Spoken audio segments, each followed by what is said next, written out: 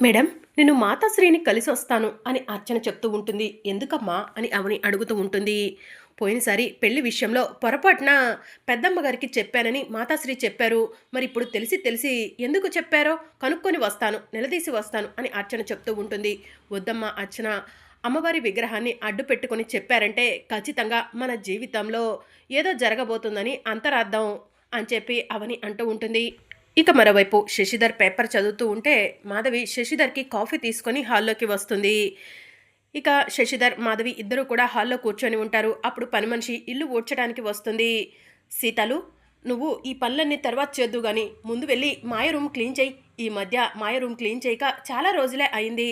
మాయ రూమ్లో ఏదో భయంకరమైన వాసన వస్తుంది. 2 నిమిషాలు అక్కడ ఉంటే ఆ వాసనకి కళ్ళు తిరిగి పడిపోయేలా ఉన్నాము అని చెప్పి మాధవి చెప్తూ ఉంటుంది. సరే అమ్మగారు అని చెప్పి సీతాలు మాయ రూమ్లోకి వెళ్తుంది. ఇదేంటి గదంతా చీకటిగా ఉంది, లైట్స్ వేద్దాం అని చెప్పి సీతాలు లైట్ వెయిట్ పోతూ ఉంటుంది. లైట్ వెలగకపోవడంతో లైట్లన్నీ కూడా ఆఫ్ అయిపోయాయి, వెలగట్లేదు, రిపేర్ ఉన్నట్టుంది, పెద్దయ్య గారికి చెప్పాలి అని చెప్పి సీతాలు మనసులో అనుకుంటూ రూమ్ని క్లీన్ చేస్తూ ఉంటుంది. అప్పుడు మాయ గదిలో ఒక పెట్టె కనిపిస్తుంది. ఇదేంటి పెట్టె, ఈ పెట్టెలో ఏముందో చూద్దాం అని పెట్టెను ఓపెన్ చేస్తుంది. అందులో అడవి మనుషులు వేసుకునే నగ కనిపిస్తూ ఉంటుంది.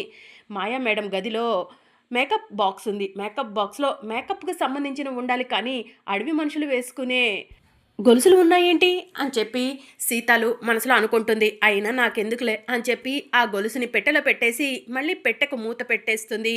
హై, అద్దము, అద్దంలో మొహం చూసుకుంటాను అని అద్దం మీద ఉన్న క్లాత్ని తొలగించేస్తుంది.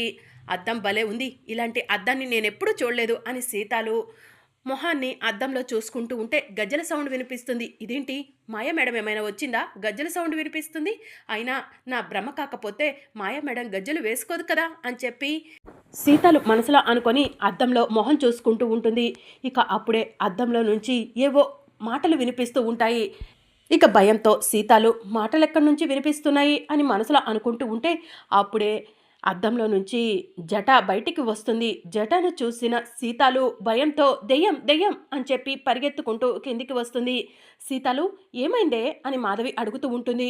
మాయ మేడం గదిలో దెయ్యం ఉంది అని చెప్పి సీతాలు చెప్తూ ఉంటుంది. గదిలో దెయ్యం ఉండటం ఏంటే, నువ్వు పొరపాటు పడ్డట్టున్నావు అని మాధవి చెప్తూ ఉంటుంది. లేదమ్మగారు, నేను చూశాను అని సీతాలు చెప్తూ ఉంటే నువ్వు పొరపాటే పడుంటావు సీతాలు, గదిలో దెయ్యం ఎందుకుంటుంది అని చెప్పి శశిధర్ అంటూ ఉంటాడు.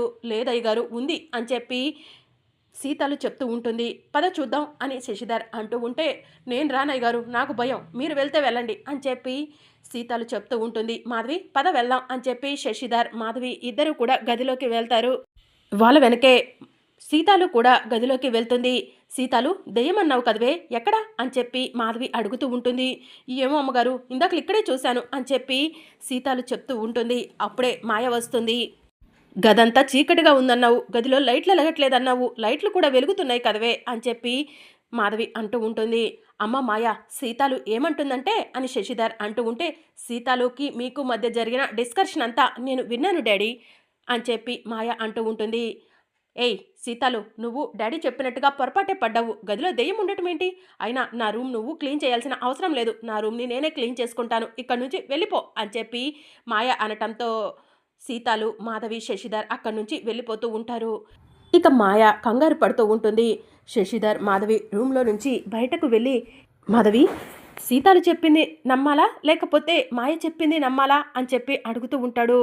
ఏమోనండి, నాకు కూడా అర్థం కావట్లేదు, ఈ మధ్య మాయ ప్రవర్తన వింతగా ఉంది. మాయ మనకి అడవిలో దొరికిన బిడ్డని మాయకు తెలియదు కదా, మన బిడ్డ అయ్యుంటే కనుక మన అడుగు జాడల్లో నడిచేది, కానీ మాయ ప్రవర్తన నాకు కూడా విచిత్రంగా ఉందండి అని మాధవి చెప్తూ ఉంటుంది. ఎందుకైనా మంచిది, మాయపై ఒక కన్ను వేసి ఉంచడం మంచిదండి అని చెప్పి మాధవి చెప్తూ ఉంటే సరే మాధవి అని చెప్పి శశిధర్ అంటూ ఉంటాడు. ఈ మాటలను మాయ చాటుగా ఉండి వింటూ ఉంటుంది. ఇక మరోవైపు నిహారిక, కృష్ణబాబు, పెద్దిరాజు, వసంత నలుగురు మాట్లాడుకుంటూ ఉంటారు. అమ్మా నాన్నలు మాతాశ్రీ దగ్గరకు వెళ్ళారు. మాతాశ్రీ ఏం చెప్పిందో ఏంటో, నిహారిక ఫోన్ చేయరాదు అని చెప్పి వసంత అంటూ ఉంటుంది. ఫోన్ చేస్తే ఏం తెలుస్తుంది వసంత గారు, వచ్చిన తర్వాత అన్ని విషయాలు తెలుసుకోవచ్చులే అని చెప్పి నిహారిక అంటుంది. అప్పుడే వేదవతి వాళ్ళు వస్తూ ఉంటారు. అదిగో అమ్మ వాళ్ళు వస్తున్నారు అని వసంత నిహారికకు చెప్తూ ఉంటుంది. వేదవతి వాళ్ళు రాగానే మీకు నూరేళ్ళు ఆయుష్ అమ్మా, ఇప్పుడే మీ గురించి తలుచుకుంటున్నాము అని చెప్పి వసంత అంటూ ఉంటుంది. వాళ్ళకి నూరేళ్ళు ఎక్కడియి, మీరు సమస్యల మీద సమస్యలు సృష్టించి వాళ్ళ ఆయుష్ని తగ్గిస్తున్నారు అని పెద్దిరాజు అంటూ ఉంటాడు. బావా నువ్వు కాసేపు నోరు మూస్తావా అని కృష్ణబాబు అంటూ ఉంటాడు. అమ్మా మాతాశ్రీ దగ్గరకు వెళ్ళారా ఎందుకు అని శ్రీకర్ అడుగుతూ ఉంటాడు.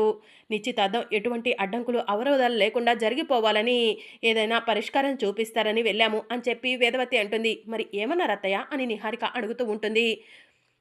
మన కులదైవమైన అన్నపూర్ణాదేవి నిశ్చితార్థం జరిగే సమయంలో ఎదురుగా ఉంటే మంచి జరుగుతుందని చెప్పారు అని వేదవతి అంటుంది. కానీ అమ్మవారి విగ్రహం మన దగ్గర లేదు కదత్తయ్య అని చెప్పి నిహారిక అంటూ ఉంటుంది. అందుకే అవని ఇంటికి వెళ్ళి అమ్మవారి విగ్రహాన్ని తీసుకురమని అడిగాము అని చెప్పి వేదవతి అంటూ ఉంటుంది. మరి అవని ఏమంది అని వసంత అడుగుతూ ఉంటుంది. అవని కండిషన్ పెట్టింది అని చెప్పి వేదవతి చెప్తూ ఉంటుంది. సమయం దొరికితే చాలు కండిషన్ల మీద కండిషన్లు పెడతారు అని చెప్పి నిహారిక అంటుంది. అయినా ఏం కండిషన్ పెట్టిందా అవని అని చెప్పి శ్రీకర్ వేదవతిని అడుగుతూ ఉంటాడు. అమ్మవారి విగ్రహాన్ని తీసుకొస్తానంది. అమ్మవారి విగ్రహం మన చేతుల ద్వారా తీసుకెళ్లటం కుదరదు కాబట్టి ఆ అవనిని గుడి దగ్గరికి తీసుకురమ్మన్నాము. అందుకు బదులుగా అవని ఒక్కరోజు రాత్రికి నిన్ను తన ఇంటికి పంపించమని అడిగింది అని చెప్పి వేదవతి కుటుంబ సభ్యులందరి సమక్షంలో శ్రీకర్కి చెప్తూ ఉంటుంది. ఇక దాంతో అందరూ కూడా షాకింగ్గా చూస్తూ ఉంటారు. ఒక ఆడది మాట్లాడాల్సిన మాటలేనా ఇవి, సిగ్గుగా లేదంట అసలు ఆ అవనికి అని కృష్ణబాబు అంటూ ఉంటాడు. మాతాశ్రీ విగ్రహం కావాలన్నది, అవని శ్రీకర్ని తన ఇంటికి పంపించమంది. ఈ రెండు జరగకపోతే ఈ నిశ్చితార్థం జరగనట్టే అని చెప్పి పెద్దిరాజు అంటూ ఉంటాడు. బావా నువ్వు కాసేపు ఆపుతావా అని చెప్పి కృష్ణబాబు అంటూ ఉంటాడు. అమ్మా మరి నువ్వు ఏమీ అనలేదా, శ్రీకర్ని పంపిస్తానని చెప్పావా అని చెప్పి వసంత అంటూ ఉంటుంది. నేను అనకుండా ఎందుకుంటాను, శ్రీకర్తో నీకేం పని అని అడిగాను. అవని నా భర్త, నా ఇష్టం. నా కూతుర్ని నన్ను శాశ్వతంగా దూరం చేసేశారు. ఈరోజు కాకపోయినా రేపో ఎప్పుడో ఒకరోజు నన్ను అర్థం చేసుకుంటారు, నా భర్తని నన్ను కలుపుతారని ఎదురు చూశాను. కానీ మీరు అలాంటివేవి చేయరని నాకు అర్థమైంది. అందుకే ఒక్కరోజు రాత్రికి నా భర్తను నా దగ్గరకు పంపించండి అని అవని అడిగింది. అలా అయితేనే విగ్రహం తీసుకొని గుడి దగ్గరకు వస్తానని కండిషన్ పెట్టింది అని చెప్పి వేదవతి అంటుంది. శ్రీకర్ ఇక చేసేది ఏం లేదురా, నువ్వు వెళ్ళటమే బెటరు అని చెప్పి కృష్ణబాబు అంటూ ఉంటాడు. కాసేపటి క్రితం నేను అవని వాళ్ళ ఇంటికి స్నానానికి వెళ్తే తప్పు అన్నారు, ఇప్పుడు కరెక్ట్ అంటున్నారు. ఎక్కడ న్యాయం ఇది అని చెప్పి శ్రీకర్ అంటాడు. అయితే వెళ్ళి ఆ అవని కాళ్ళు పట్టుకొని అక్షయ్ను మర్చిపోమని చెప్పరా అని చెప్పి వేదవతి అంటుంది. అవని అందుకు ఒప్పుకోవట్లేదు కదమ్మా అని చెప్పి శ్రీకర్ అంటాడు. మరేం చేద్దామో నువ్వే చెప్పరా అని చెప్పి వేదవతి అంటుంది. ఒరే శ్రీకర్ మన జీవితాలు మారాలన్నా మన కుటుంబ పరిస్థితులు మారాలన్నా నీ చేతుల్లోనే ఉన్నాయిరా. అవని ఇంటికి ఒక్కరోజు రాత్రికే కదరా వెళ్ళరా అని చెప్పి వసంత అంటూ ఉంటుంది. ఏమండి మీరేం మాట్లాడట్లేదేంటండి, మీరు కూడా శ్రీకర్కి ఏదో ఒకటి చెప్పండి అని చెప్పి వేదవతి అంటూ ఉంటుంది. ఏం చెప్పమంటావు వేద, ఇది కుటుంబ సభ్యులు మాట్లాడుకునే మాటలేనా అసలు? ఒక తండ్రి కొడుక్కి చెప్పాల్సిన మాటల, ఒక అన్న తమ్ముడికి చెప్పాల్సిన మాటల, ఒక అమ్మ కొడుక్కి చెప్పాల్సిన మాటల, ఏవి కరెక్టో నువ్వే చెప్పు వేదా అని చెప్పి ప్రసాదరావు అంటూ ఉంటాడు. మీ నాన్న ఇలాంటి వేదాంతాలు మాట్లాడి బాగానే తప్పించుకుంటారా, నీకు ఉంది రెండే అవకాశాలు. అవని కాళ్ళు పట్టుకొని అక్షయ్ను మర్చిపోమని చెప్పు, లేదంటే ఒక్క రాత్రికి అవని ఇంటికి వెళ్ళు అని చెప్పి వేదవతి అంటూ ఉంటుంది. సరే అమ్మా నువ్వు చెప్పినట్టే వింటాను అని చెప్పి శ్రీకర్ అంటూ ఉంటాడు.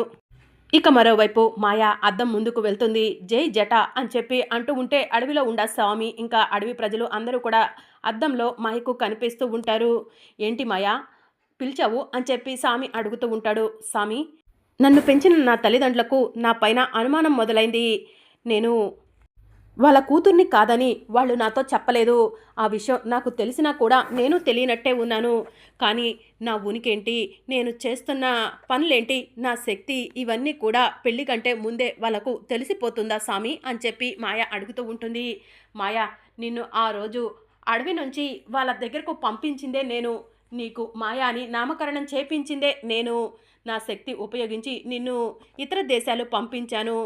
నువ్వు కూడా కష్టపడి అన్నిటినీ కూడా సొంతం చేసుకున్నావు. అలాగే ముక్కు పుడకను కూడా సొంతం చేసుకుంటే మనమంతా జలజీవన స్రవంతిలో కలిసిపోవచ్చు. శ్రీకర్ని పెళ్లి చేసుకో, ముక్కు పుడకను సొంతం చేసుకో, ఆ తర్వాత నువ్వు అడవికి వచ్చే మాలో కలిసిపోవచ్చు అని చెప్పి సామి మాయకు చెప్తూ ఉంటాడు. సరే సామి అని చెప్పి మాయ అంటూ ఉంటుంది. ఇక మరోవైపు వేదవతి కుటుంబ సభ్యులందరూ కూడా శ్రీకర్కి జాగ్రత్తలు చెప్తూ ఉంటారు. ఒరే శ్రీకర్, ఆ అవని నిన్ను మాయ చేస్తుంది, తన వైపు తిప్పుకుంటుంది. నువ్వు చాలా జాగ్రత్తగా ఉండ్రా అని వేదవతి చెప్తూ ఉంటుంది. అవును శ్రీకర్, పాలల్లో మత్తుమందు కలపొచ్చు, నిన్ను తన వశం చేసుకోవచ్చు, జాగ్రత్తగా ఉండు అని చెప్పి కృష్ణబాబు నిహారిక చెప్తూ ఉంటారు. మీ అందరినీ తీసుకెళ్ళి అడవిలో వదిలేసి రావాలి, చంపినా కూడా మళ్ళీ తిరిగి పుడతారు, అంతటి దుర్మార్గులు మీరు అని చెప్పి పెద్దిరాజు అంటూ ఉంటాడు. బావా నువ్వు ఆపుతావా, మా జాగ్రత్తలు మాకుంటాయి అని చెప్పి కృష్ణబాబు అంటూ ఉంటాడు.